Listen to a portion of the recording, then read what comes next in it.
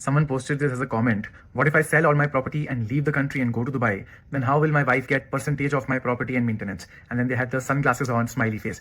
This is something that a lot of husbands, in fact, ask me. If I sell all my assets and move abroad, then what can my wife do? And, it's a fair point. There is very little the wife can do, but here are some considerations.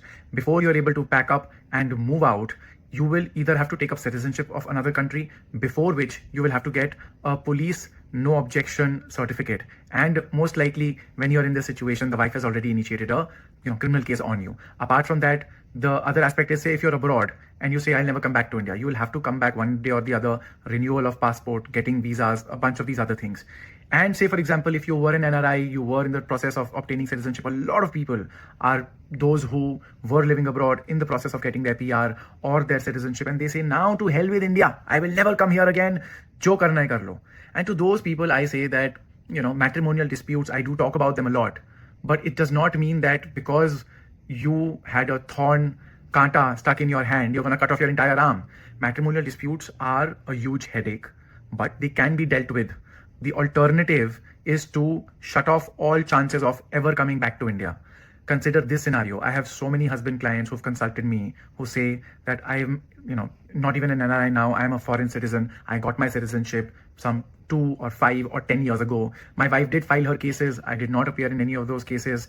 And now I want to visit my ailing parents, or I want to visit some family members, or I just want to go and explore my roots a little back in my country of origin. But now, because there is a case pending by the wife against them, there is absolutely no way that they can step foot in this country without immediately getting arrested. There have been so many occasions where husbands have said, my child is there, I want to see my child. My family members are there. I have some investments over there. What am I supposed to do? The answer, unfortunately, is there is a lookout circular pending against you for the past, 6 months, 6 years. And the moment you land, you will be arrested. Now, in this situation, person wakes up after, 2, 3, 5, 7 years and says, oh, help me get anticipatory bail now, or help me get off this lookout circular. The unfortunate situation is the longer time you have spent away from this, the more the chances of you not getting out of this. And therefore, this is a hole that with passage of time, you keep digging for yourself deeper and deeper.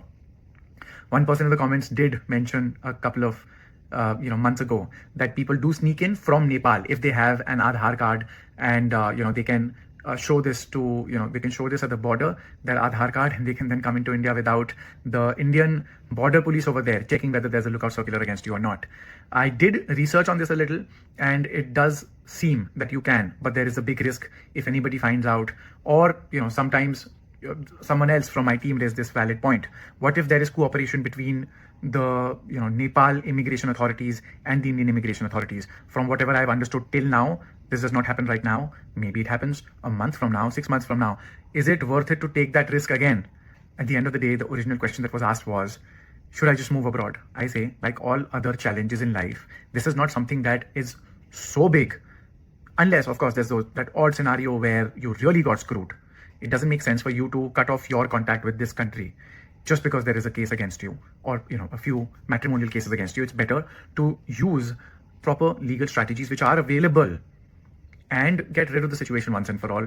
And perhaps then after that, one thing that I do tell a lot of these people is, you've been through this situation once. At least don't consider marrying again.